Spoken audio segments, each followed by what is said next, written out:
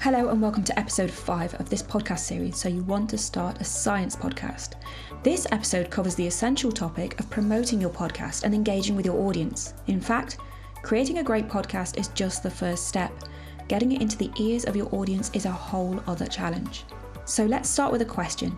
Does promoting your podcast really matter? As scientists and science communicators, we already understand the importance of engagement. Promotion and marketing is not just about promoting your podcast, it's a critical pathway to connect with your audience and amplify the impact of your work.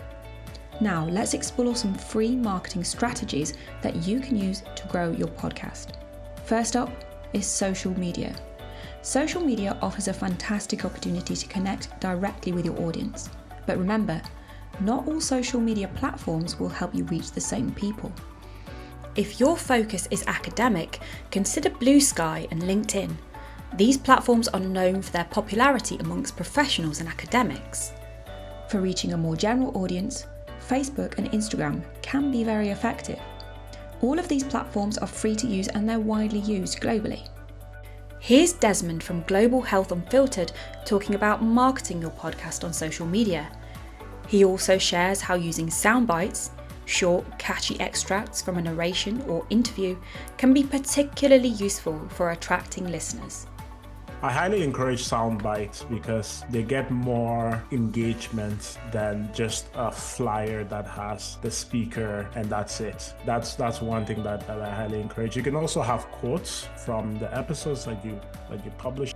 It's important to remember that the marketing and promotion of your podcast is closely linked to your analytics. More on analytics in our next episode. Next, let's talk about email marketing. Building an electronic mailing list is an excellent way to keep your audience informed and engaged with your podcast. Ruth from My Science Journey uses an e-marketing strategy to help promote her podcast. We have a mailing list and we sort of send out emails to our community. So we send out emails based on the opportunities that are available, send out emails based on upcoming podcasts, and also we send out emails based on, the recordings and the impact survey that we want people to fill out. So basically we do that, but not, in an official newsletter yet. But this is something that we'll be working on moving forward.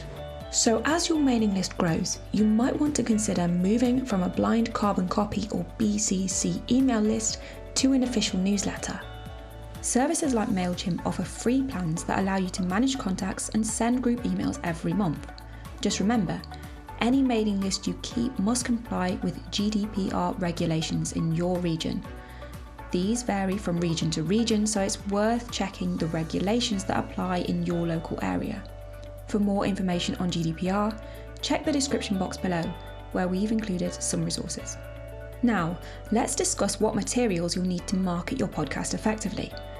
Having a logo and some basic branding is crucial. This is how you will be recognised in your marketing and visual communication efforts. Your logo doesn't need to be overly complicated. In fact, simplicity often leads to better recognition. The more memorable, the better. Here's Christine from the Your Digital Mentor podcast sharing her thoughts on why it's important to align your branding to your vision and mission.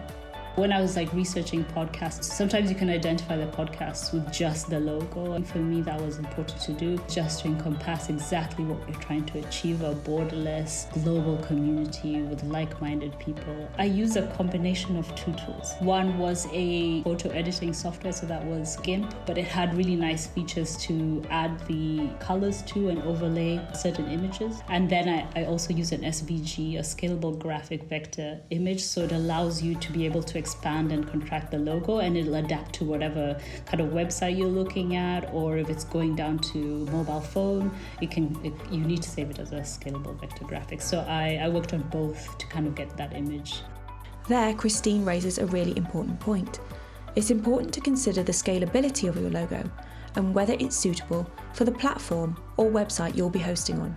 It's also important for your branding to be compliant with any institution or commercial partner you might be supported by or working with. Here's Niamah from Genomics England talking about how her and her team outsourced their logo and name design to help improve the branding of their podcast. So we actually worked with an external agency to come up with the podcast name and branding.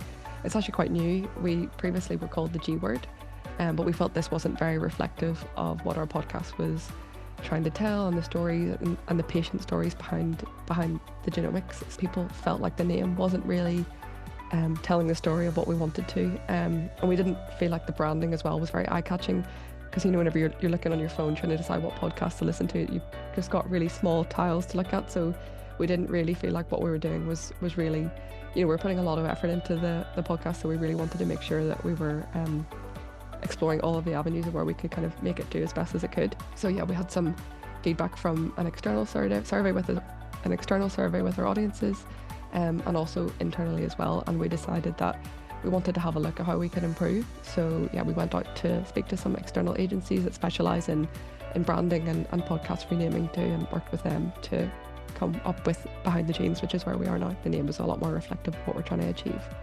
This is also a great example of how branding can evolve over time to help a podcast series communicate more effectively.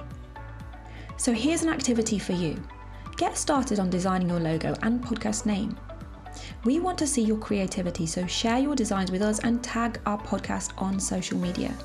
As we wrap up today's episode, remember that marketing and promotion is essential to your podcast success, enabling you to engage with listeners and expand your reach. Stay tuned for our next episode, where we'll delve deeper into podcast analytics, performance indicators, and creating compelling content that keeps your audience coming back for more. In the meantime, don't forget to check out the Your Digital Mentor podcast for more inspiration. And thank you for listening.